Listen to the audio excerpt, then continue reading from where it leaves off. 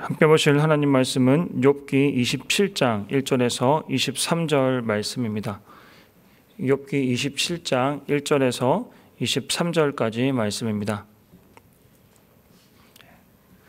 우리 한 절씩 교독하시고 마지막 23절은 함께 읽겠습니다. 욥이 또 풍자하여 이르되 나의 정당함을 물리치신 하나님, 나의 영혼을 괴롭게 하신 전능자의 사심을 두고 맹세하노니 나의 호흡이 아직 내 속에 완전히 있고 하나님의 숨결이 아직도 내 코에 있느니라. 결코 내 입술이 불의를 말하지 아니하며 내 혀가 거짓을 말하지 아니하리라. 나는 결코 너희를 옳다 하지 아니하겠고 내가 죽기 전에는 나의 온전함을 버리지 아니할 것이라. 내가 내 공의를 굳게 잡고 놓지 아니하리니 내 마음이 나의 생애를 비웃지 아니하리라. 나의 원수는 악인같이 되고 일어나 나를 치는 자는 불의한 자같이 되기를 원하노라. 불경건한 자가 이익을 얻었으나 하나님이 그의 영혼을 거두실 때에는 무슨 희망이 있으랴. 환난이 그에게 닥칠 때 하나님이 어찌 그의 부르짖음을 들으시랴. 그가 어찌 전능자를 기뻐하겠느냐. 항상 하나님께 부르짖겠느냐. 하나님의 솜씨를 내가 너희에게 가르칠 것이요 전능자에게 있는 것을 내가 숨기지 아니하리라. 너희가 다 이것을 보았거늘 어찌하여 그토록 무익한 사람이 되었는고. 악인이 하나님께 얻을 분깃, 포악자가 전능자에게서 받을 산업은 이것이라. 그의 자손은 번성하여도 칼을 위하며 그의 후손은 음식물로 배부르지 못할 것이며 그 남은 자들은 죽음의 병이 돌 때에 묻히리니 그들의 가부들이 울지 못할 것이며 그가 비록 은을 티끌같이 쌓고 의복을 진흙같이 준비할지라도 그가 준비한 것을 의인이 입을 것이요 그의 은은 죄 없는 자가 차지할 것이며 그가 지은 집은 좀의 집 같고 파수꾼의 초막 같을 것이며 부자는 누우려니와 다시는 그렇지 못할 것이요 눈을 뜬즉 아무것도 없으리라. 두려움이 물같이 그에게 닥칠 것이요 폭풍이 밤에 그를 앗아갈 것이며 동풍이 그를 들어 올리리니 그는 사라질 것이며 그의 처소에서 그를 몰아내리라. 하나님은 그를 아끼지 아니하시고 던져 버릴 것이니 그의 손에서 도망치려고 힘쓰리라. 사람들은 그를 바라보며 손뼉치고 그의 처소에서 그를 비웃으리라. 아멘. 욥은 새 친구인 엘리바스와 빌닷과 소발가의 대화를 통해서 위로보다는 더 큰 상처를 받았습니다. 어쩌면 욥이 당한 재앙보다 욥의 새 친구들이 욥을 생각한다면서 욥에게 했던 말들이 욥에게 더 힘든 일이었고 고통이었을지 모릅니다. 이렇게 보면 욥은 하나님으로부터 버림받았을 뿐 아니라 주위 사람들에게도 버림받은 사람으로 스스로 느껴질 수 있는 그러한 상황 가운데 처해 있습니다. 그러나 욥은 그러한 상황 속에서도 하나님을 향한 충성심을 버리지 않았습니다. 1절에서 4절까지의 말씀입니다. 욥이 또 풍자하여 이르되 나의 정당함을 물리치신 하나님, 나의 영혼을 괴롭게 하신 전능자의 사심을 두고 맹세하노니 나의 호흡이 아직 내 속에 완전히 있고 하나님의 숨결이 아직도 내 코에 있느니라. 결코 내 입술이 불의를 말하지 아니하며 내 혀가 거짓을 말하지 아니하리라. 1절에서 풍자하여라고 번역된 원어는 대하, 비유, 잠언 등으로 폭넓게 번역이 가능하지만 맹세하여 또는 다짐하여라는 번역이 여기에서는 더 적절해 보입니다. 왜냐하면 이후의 내용을 보면 욥은 새 친구들의 말에도 흔들리지 않고 내면을 지키기 위한 말들을 계속해서 이어가고 있기 때문입니다.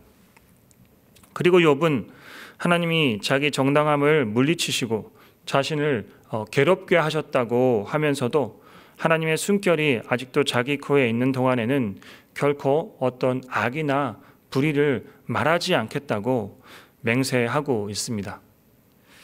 마치 전쟁에서 왕이 자신을 사지로 몰아넣었음에도 불구하고 끝까지 왕을 위해서 싸우며 죽겠다고 충성을 맹세하는 장수와도 같은 모습입니다.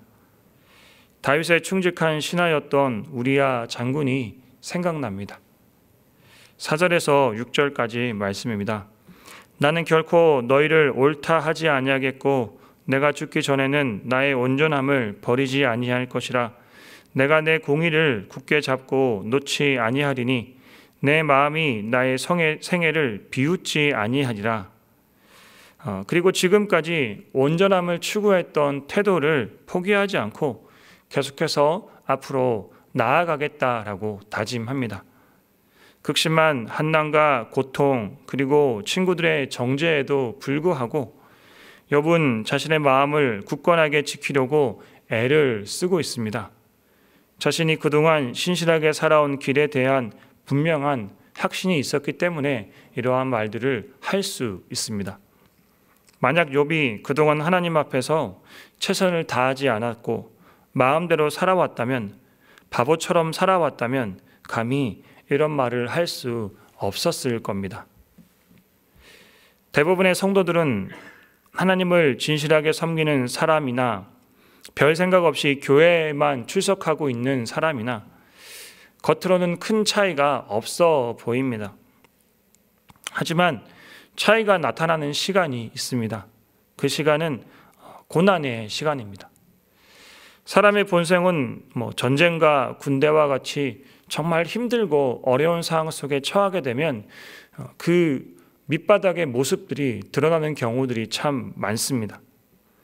마찬가지로 성도들도 고난의 시간에 신앙의 밑바닥이 확연하게 드러나는 경우들이 많습니다. 하지만 고난 가운데서도 욥은 신실하고 정직하게 살아온 자신의 삶에 대해서 확신하고 나의 온전함을 버리지 않겠다고, 내 공의를 굳게 잡고 놓지 않겠다고 믿음의 고백을 했습니다. 우리들도 힘들고 어려운 상황 속에서도 우리의 마음과 생각을 늘 건강하게 잘 지킬 수 있어야겠습니다. 7절에서 12절 말씀입니다. 나의 원수는 악인같이 되고 일어나 나를 치는 자는 불의한 자같이 되기를 원하노라. 불경건한 자가 이익을 얻었으나 하나님이 그의 영혼을 거두실 때에는 무슨 희망이 있으랴. 환난이 그에게 닥칠 때에 하나님이 어찌 그의 부르짖음을 들으시랴. 그가 어찌 전능자를 기뻐하겠느냐. 항상 하나님께 부르짖겠느냐. 하나님의 솜씨를 내가 너희에게 가르칠 것이요 전능자에게 있는 것을 내가 숨기지 아니하리라. 너희가 다 이것을 보았거늘 어찌하여 그토록 무익한 사람이 되었는고. 욥인 자기를 위로하겠다고 찾아와 정죄하고 욕하기만 했던 새 친구들이 원수처럼 느껴졌습니다. 그래서 친구들이 악인같이 불의한 자같이 되기를 원한다라고 했습니다. 욥이 느끼기에 이 세 사람은 당장 자기들은 어려움을 겪지 않는다며 죽음에 대한 대비가 전혀 되어 있지 않았고 환난이 닥칠 때에도 하나님께 부르짖지 않으며 하나님께서 기뻐하지 않는 그러한 자들이었습니다. 사실 본인들은 정말 고난을 제대로 경험해 보지도 않았으면서 다른 사람들이 겪는 고난에 대해서 이렇게 저렇게 훈수만 늘어놓는 것처럼 참 어리석고 무가치한 사람처럼 보였습니다. 같은 선생님에게서 똑같은 교과서로 똑같은 수업을 듣는 학생들도 모두가 동일한 성적을 거둘 수는 없습니다. 어떤 학생들은 마음과 생각의 창문을 열어서 그 수업 시간에 열심히 집중하고, 또 어떤 학생들은 마음의 창문을 열지 않고 딴 생각하느라 집중하지 못하기 때문입니다. 우리들도 같은 예배를 드리고 또 동일한 성경책을 보며 같은 시간을 살아가고 있습니다. 하지만 누군가는 마음을 다해서 하나님의 뜻을 이루어 나가고 있고, 또 누군가는 딴 생각을 하며 자기 자신이 만든 세속적 가치관에 따라서 다른 길을 가고 있습니다. 성경에 나타나는 믿음의 사람들은 큰 어려움이나 가난, 고통을 겪고 있음에도 불구하고 오히려 하나님만을 바라보며 하나님 앞에서 당당한 모습들을 유지했습니다. 예수님 역시 십자가라는 가장 비참한 자리에서도 전혀 위축되지 않으셨습니다. 우리도 매일매일의 삶 가운데서 기꺼이 창문을 열고 하나님과 늘 교제하는 삶을 살아갈 수 있어야겠습니다. 13절에서 15절까지 말씀입니다. 악인이 하나님께 얻을 분깃, 포악자가 전능자에게서 받을 산업은 이것이라. 그의 자손은 번성하여도 칼을 위하며 그의 후손은 음식물로 배부르지 못할 것이며 그 남은 자들은 죽음의 병이 돌 때에 묻히리니 그들의 가부들이 울지 못할 것이며. 욥이 살던 당시에나 현대에나 하나님 앞에서 의롭게 살아가는 사람이 품는 가장 큰 질문 중에 하나는 왜 하나님께서 악인들을 가만히 내버려 두실까? 왜 하나님께서는 그들을 벌하지 않으실까라는 질문입니다. 악인과 죄인은 하나님과 아무런 관련이 없는 사람이 아닙니다. 오히려 그들의 생명과 영혼이 하나님을 통해서 결정됩니다. 하지만 하나님께서 그들의 행동과 삶에 바로 개입하지 않으시는 유일한 이유는 바로 하나님의 자비하심 때문입니다. 즉각적인 보복과 형벌로 그들을 파괴하지 않으시고 어떻게든 스스로 돌이키길 원하시며 하나님께서는 그들을 계속해서 기다리고 계십니다. 마치 누가복음 15장에 나오는 작은 아들을 기다리고 있는 아버지와도 같은 모습입니다. 분명한 것은 악인도 의인도 모두 하나님의 절대적인 주권 아래에서 살아가고 있습니다. 19절에서 23절까지 말씀입니다. 부자로 누우려니와 다시는 그렇지 못할 것이요 눈을 뜬즉 아무것도 없으리라. 두려움이 물같이 그에게 닥칠 것이요 폭풍이 밤에 그를 앗아갈 것이며 동풍이 그를 들어 올리리니 그는 사라질 것이며 그의 처소에서 그를 몰아내리라. 하나님은 그를 아끼지 아니하시고 던져버릴 것이니 그의 손에서 도망치려고 힘쓰리라. 사람들은 그를 바라보며 손뼉치고 그의 처소에서 그를 비웃으리라. 계속해서 악인의 운명에 대한 언급이 이어지고 있습니다. 악인이 당장은 번영하더라도 얼마 지나지 않아 완전히 무너진다는 사실을 보여줍니다. 악인의 집은 곧 사라질 것이며 파수꾼들이 잠시 머물 거처를 마련하기 위해 지은 초막과 같아서 금방 쓸모가 없어집니다.